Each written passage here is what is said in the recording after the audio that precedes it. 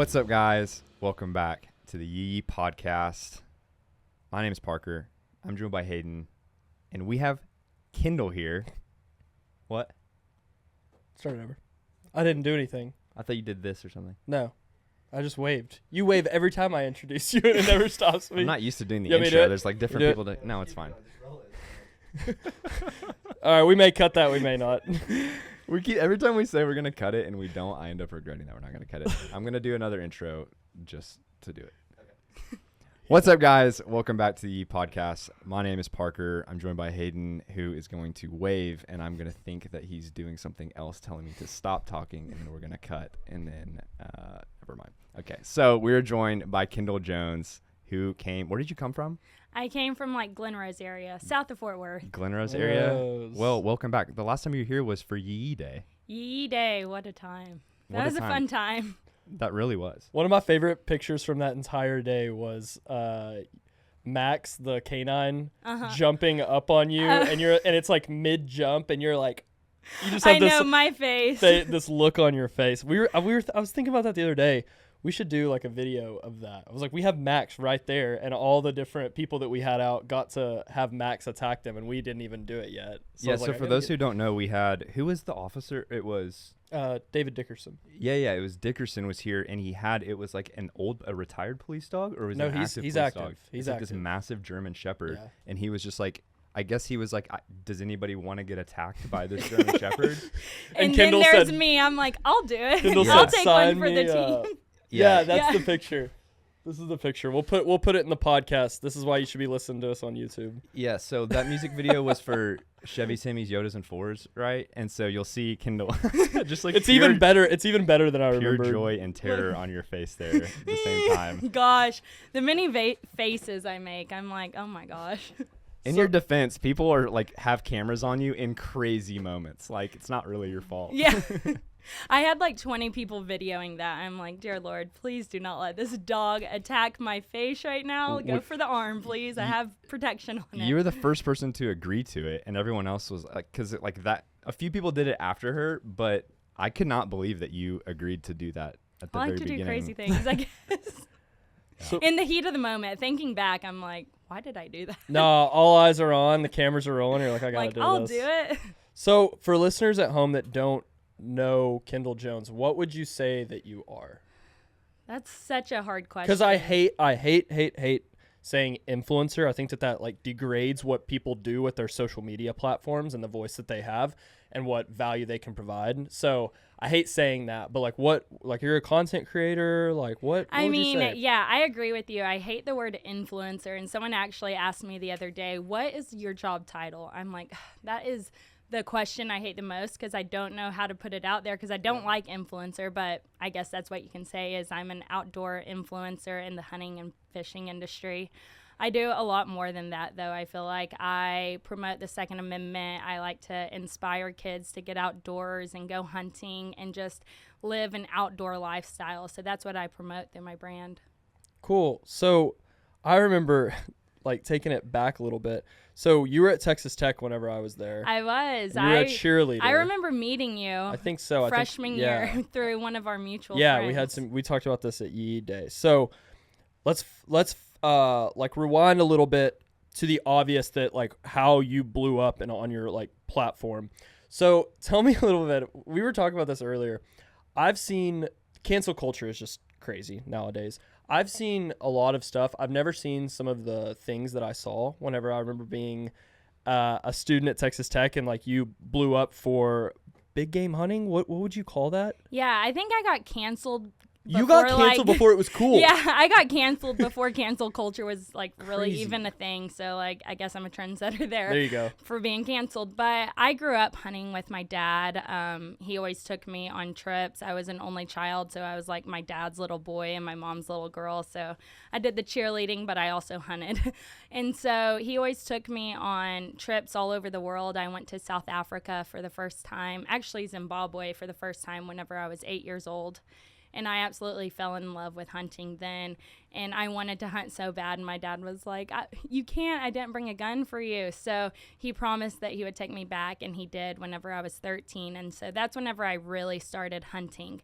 But the thing that you're talking about was whenever I was 19, it was between my freshman and sophomore year of college at Texas Tech, and I went over to South Africa to hunt the Big Five, which, for those of y'all that don't know it, it's a leopard, lion, Cape buffalo, rhino, and elephant. And tons of people do it. You're not the first one Yeah, to ever I'm do not this. the first one, especially if you're a big game hunter. It's like a huge accomplishment for that. And there's so much that goes into it, like conservation, that a lot of people don't really understand why people go and do it, because we don't have those animals over here. It's different over there in Africa because they are wild.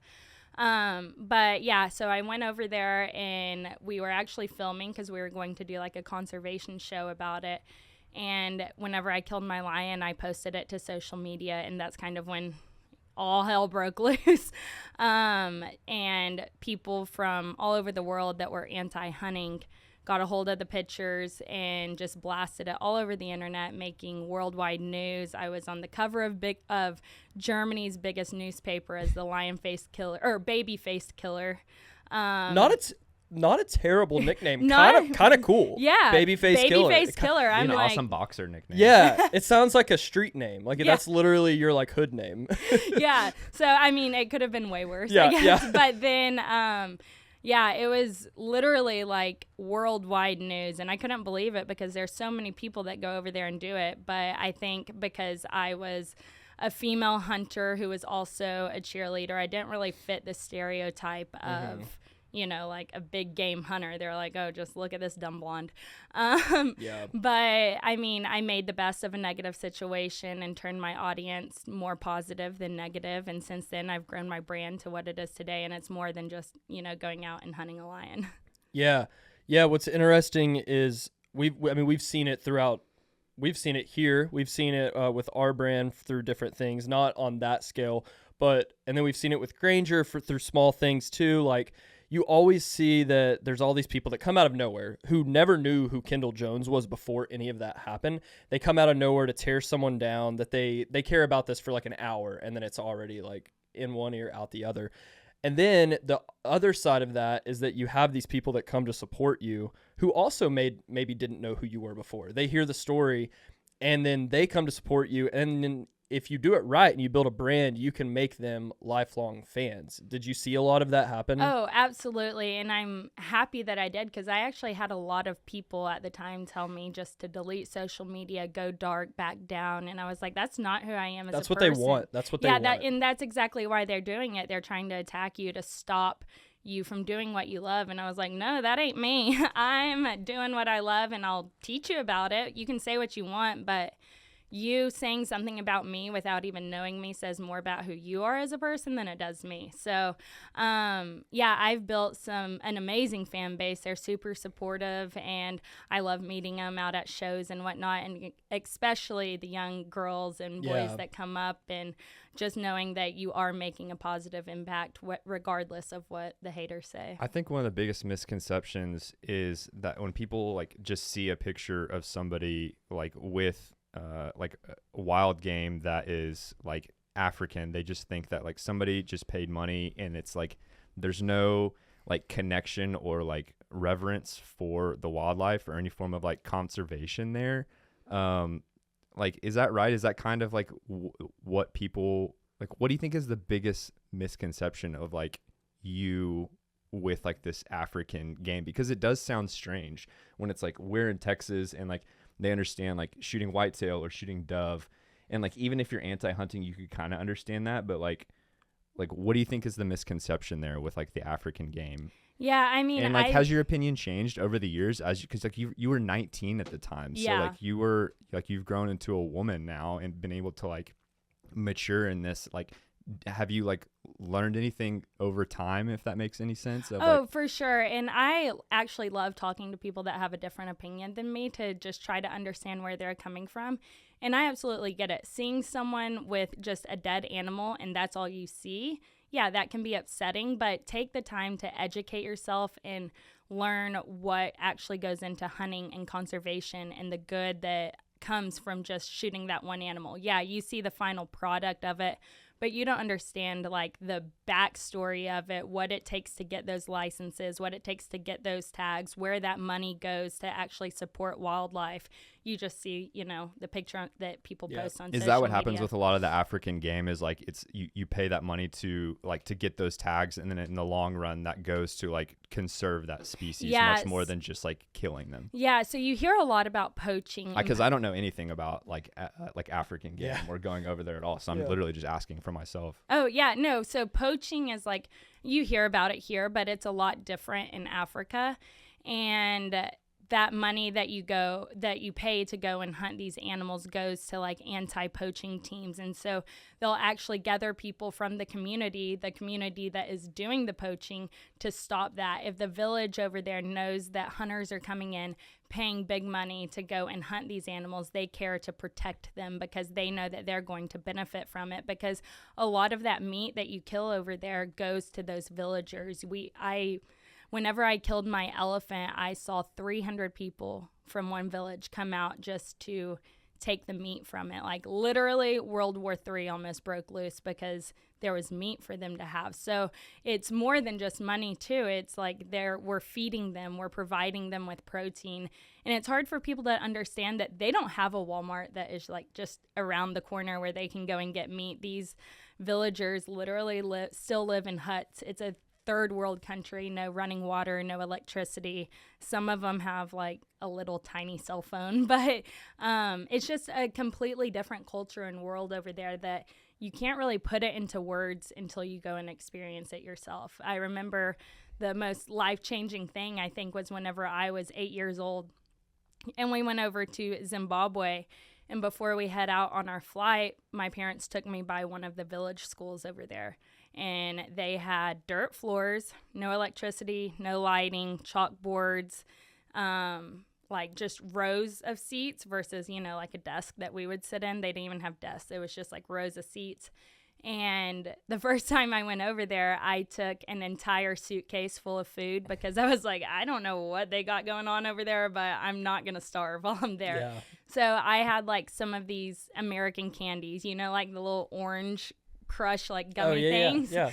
I had some of those and I took them into the school and all the kids were lined up and I went out and handed literally just one piece of candy to each of them and they thought it was like Christmas Day. Yeah. And I still remember one boy that like I gave it to first. He tried to like get up and sneak to the end of the line to go and get another one. Savage. Yeah. He was like, those are good. I want another one. But just seeing how happy they are in life over there just with the little that they have, I was like, wow, like us Americans really take things for granted over here. And they were working on a soccer field and they were like building their own soccer field. And the teacher told us that they are playing like with wadded up balls of trash. I've heard of that. Yeah. For a soccer ball. I'm like, what do you mean they don't have like a ball to play with? They were like, no, they're just, they're saving up. I'm like, oh my gosh. So, the guy that took us by the school, we gave him money to go like buy two soccer balls, like $10 because it's crazy. And he took him back to the school and he said that they were so excited. It's just so true that it's all about perspective, and we lose a lot of that too. No, I mean, obviously that's on another scale over there, but I know people even in Texas or not, just even in America that are they saving up for a soccer, like they can't even afford that? No, but I know that their financial situation isn't probably not great, and they take the amount of deer every year, like just whitetail. Let's just talk about one of the most basic things that, like the starter kit for hunting in America. They'll take whatever their limit is in that area a year, and they use every single cut of meat. And it's crazy just to think that there are certain individuals out there that get so upset about that, but it's like, also, you don't know what happens whenever go 1 year without one whitetail being killed and see what it does to the ecosystem. Like it would destroy the entire ecosystem. It's like we need to do this for a reason. Yeah. I mean, you hear like, I'll take it back to Africa. I mean, you can relate it here too, I guess, but elephants in Africa, you hear they're endangered. And I was talking to a guy that like specializes in biology, maybe I don't know exactly, but he does a lot about research in Africa and all of their wildlife. And you hear, they're endangered, but that's not the case. It's like they might be on a like total scale, but if you take Kruger National Park, which is one of the biggest national parks in South Africa, the elephant population there is overpopulated for the amount of vegetation that they have. The elephants can't thrive over there because they have nothing to eat. The habitat, if you let the certain amount of land and run it, I always like to say, like, okay, you have a kennel, but stuff 5 dogs in there. Is that realistic? No, that's the same thing with like animals on an amount of land. Yeah. Who, I have a question. Who was the biggest person that acknowledged whenever all that stuff blew up? Because I know that there were like famous people talking about it. Who was the biggest person? Good or bad? Give me both. Okay. I mean, I had a lot of support in the outdoor industry, like as far as like big names in the outdoor industry, like Jim and Eva Shockey and the juries and people like that. They all came into support. But as far as the haters, Miley Cyrus was one of them. No way. Demi Lovato. No way. Yeah. Perez Hilton, which is, do you know who that is? Yes, I do. Who is that big news anchor that's from like the UK or something? Anderson Cooper. Wait, no, he's not from the UK, but might as well be. It's what is his name? I can't think of it. I don't know. He has one of the biggest Piers shows. Morgan? Yes. Yeah. Yes, that's who it is. That's him. He did like a whole segment on Miley me. Cyrus. Yeah, Miley Cyrus actually took 2 pictures of me, one holding a deer and the other one I was actually at SHOT Show, like taking a picture with a dog and had on a fur vest, and she was like, how can you stand next to one while wearing the other, or something like that. Because one tastes delicious. Oh yeah, one is very delicious.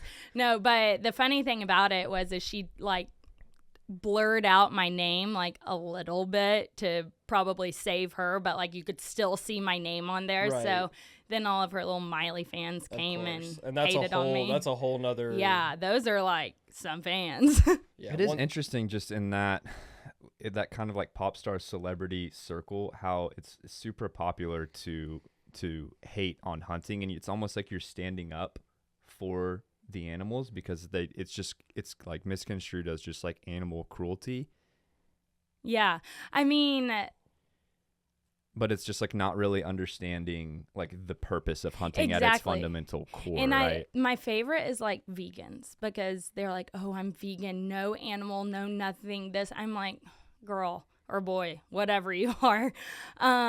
There's absolutely no way to be a true vegan. True. Like the house that you live in, that was an animal's habitat at once. So think about that. Those vegetables and stuff you eat, what about the farmers that had to kill all the hogs to save those vegetables? True. You know, like, so that's a good point. I never thought about that. The tires on your car, like, what are those made out of? So I just think it's funny how much they absolutely hate on it. But I'm like, yeah, you're a vegan until you run over a raccoon. Yeah. Like, you just killed that raccoon.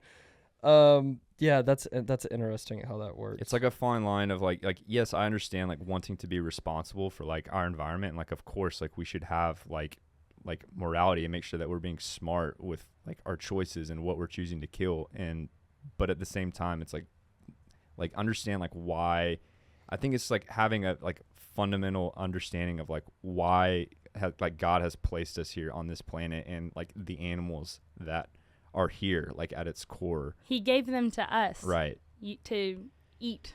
Right. Versus like the other idea I think at its core is like the earth would be completely fine, and if not, it would just be better without humans here in general. And so they're coming from the idea of like, let's like minimize our impact as like small as possible, so that like it basically the world would just be better like if humans were not here at all. Versus like the other side is like, let's take like a stance to I don't know, is any of this making sense? Well, my favorite thing is whenever people are like, whenever they think an animal's life is more valuable than a human's life.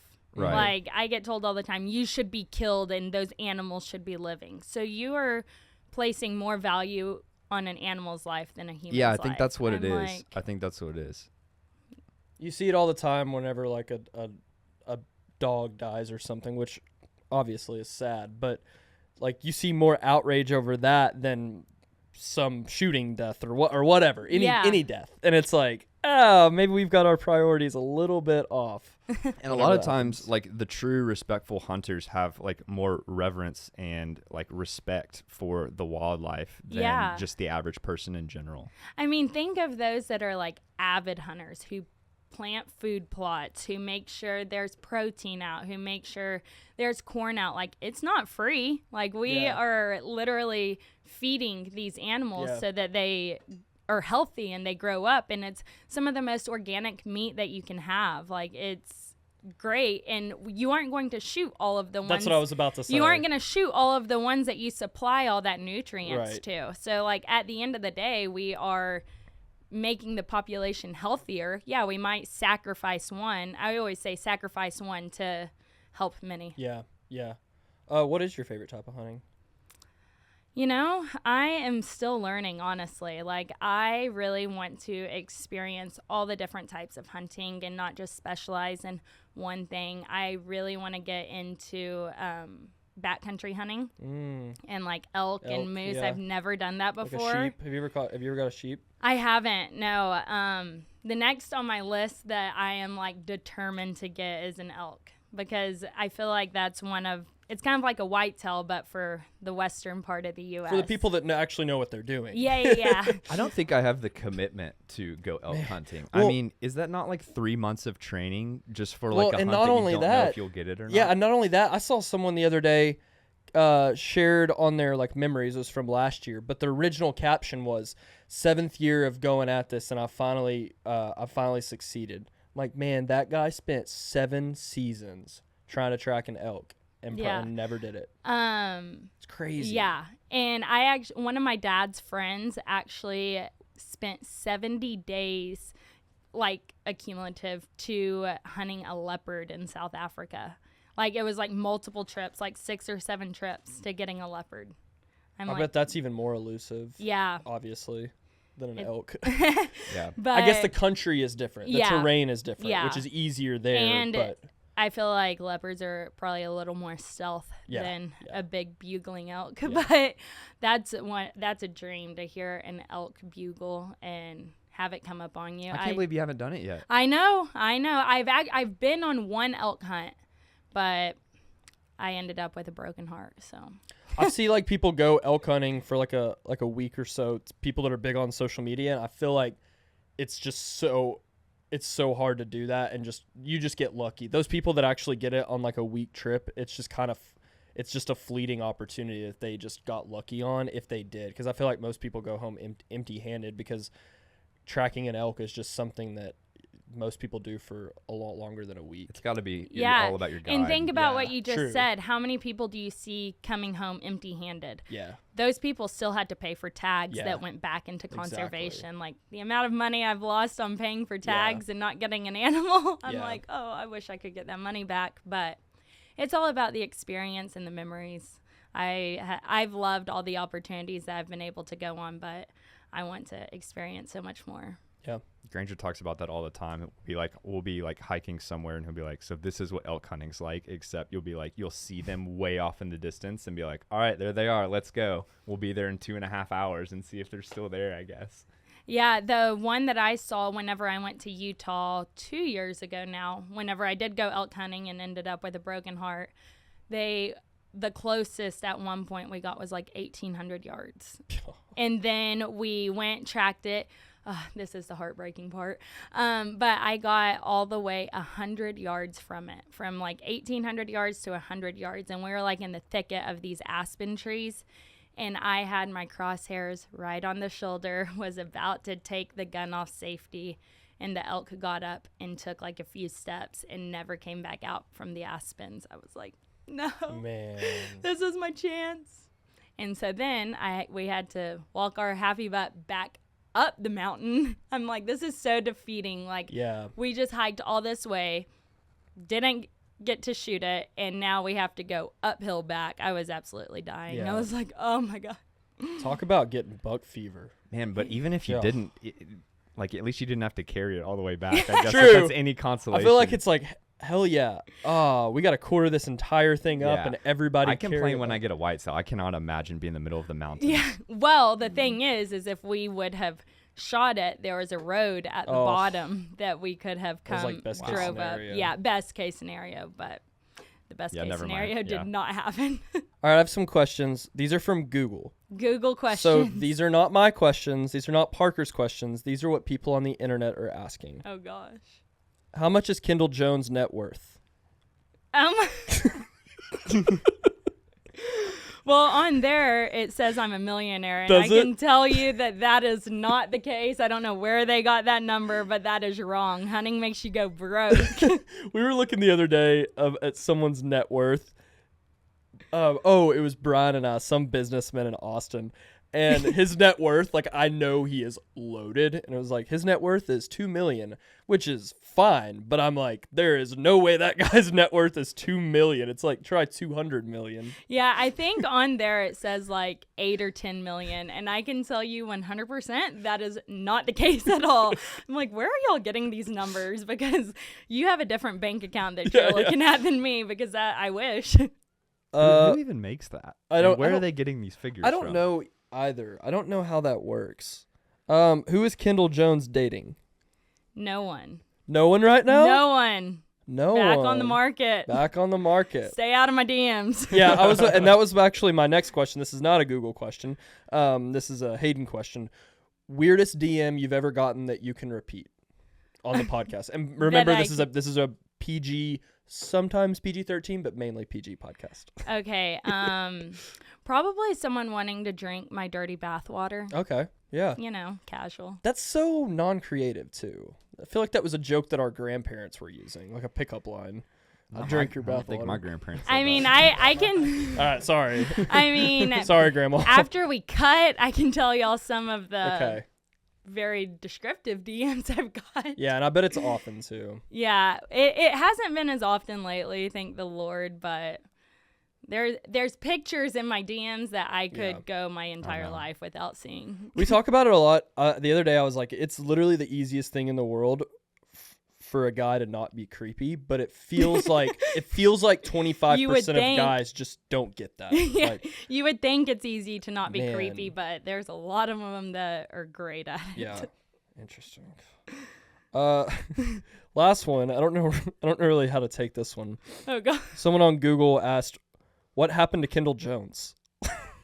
It was like, she's still doing stuff. I'm right here. I'm sitting right here. I This think is what her. happened is exactly like what I said earlier, is that people care about something for about 4 hours and then they're like, oh, this doesn't matter at all. And then someone like 3 months ago was like, what happened to that girl? What happened to that Texas Tech cheerleader Yeah. Hunter? Remember that girl that we crucified for no reason? What happened to her? Oh, yeah, she's doing fine. She's thriving. You gave me a career is Yeah. what happened. Thanks for the platform. That's my favorite thing is like all of these haters and the people that just absolutely hammered me. Like, thanks, you gave me a job. You like launched my career. So at the end of the day, thank you. Yeah, haters. What is it? Haters gonna hate. Yeah, and the other cheesy quote, haters are my motivators. Haters So are my dorky. motivator. So dorky. You had some stuff you were telling us about before this. What do you have going on right now? Yeah, so I actually just launched like 2 big projects that I've been working on.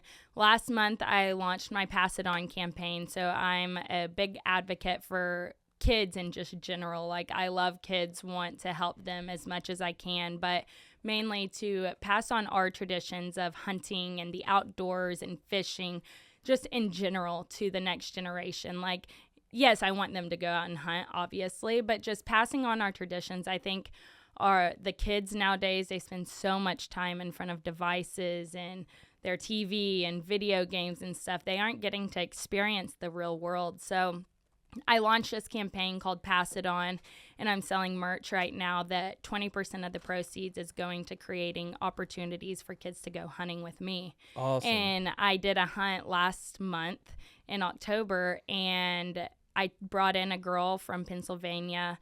her and her aunt came out and got to hunt a whitetail. So she didn't get a buck, unfortunately, but she did get a doe, and she was super excited, and she learned how to shoot a crossbow for the first time. So I just want to take those experiences and help educate kids and show them there's more to life than just, Instagram or Snapchat or FaceTiming. Because it's so insane. Like, I'm so glad I didn't grow up right now. Like, I'm glad I'm not in like elementary or middle school because I can't even imagine. But so that's my campaign about passing on our traditions to the next generation. And then I also do a big fundraiser every year for Christmas. And I host an online auction as well as donations and like an Amazon wish list and all of the money, 100% of the money goes back to buying for kids in need. And I work with different local organizations like the Children's Advocacy Center and like the Women's Crisis Center, and find kids who do need that extra help during the Christmas time. And I just ball out on their Christmas. And last year we raised $16,000 Awesome. and I bought for close to 100 kids. And I don't just buy the basic stuff. I'm like, I want these kids to have the Christmas I had growing up. So they get like 3 new outfits, a pair of shoes, all the toys that they wish for, and then like more. I'm like, oh, this person needs more. So I'll like throw in more. Is that Texas based? Are those kids all Texans or just everywhere? Okay. Yeah, for right now. I would love to expand it. And I did it for school supplies. I did a big fundraiser for school supplies, and I actually had nominate a teacher. And so I bought for teachers all over the country who got nominated throughout my fan base and sent them items off their wish list. And I've done it a couple of times for Christmas.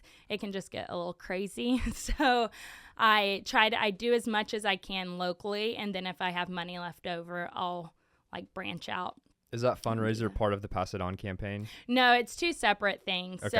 So where can people support the Pass It On, and then where can they find the fundraiser? So both on my website. So if you go to kendalljones.com, all the information is there. Cool. Wait, what is your website? The Kendall Jones, THE. I know it kind of. You don't have kendalljones.com? Well, I would. Someone's sitting on it, aren't they? Yes, and they were like $20,000, and I'm like, okay, I'm gonna add a "the" before it and get it for $20. So I'm like, I hate having "the" in front of it because I'm like, that just sounds so like conceited. But I'm like, I'm paying $20 versus $20,000 for it. So it's probably someone from Miley Cyrus's team. It's probably Miley Cyrus herself. She literally got it in 2014. Yeah. You got any questions? No, this is great. Thank you for coming. Yeah, absolutely. Thanks for having me. Oh, wait. One more question. Did you get a chance to meet Seymour on the way in? I don't think so. Did I? You didn't meet Seymour? Seymour Butts? I was gonna say that, but he finally got someone. No, but I didn't even get her. I want someone. This is like the 3rd podcast I've been trying to get. No one someone. said Seymour who. I know. I want someone to be like Seymour. And I'm going to be like, Seymour Butts? I almost said Seymour Butts, but I didn't know if that's where you were going with it or not. Yeah. Well, we love those jokes around here, but we wanted like a good one that wasn't raunchy. I was like, Parker loves that. Parker loves Seymour Butts. That's like Seymour Butts. That's our favorite joke. So I'm like, yes, let's do that one. I'm going to get someone one of these days. All right. Well, thank you for coming on. We appreciate it. We'll have to do this again sometime. Yes, for sure. I'll be in the area, so let's do this YEE often. Day as well. YEE Day. Let's do it. All right. Thank you so much. We'll see y'all next week. Eat your veggies.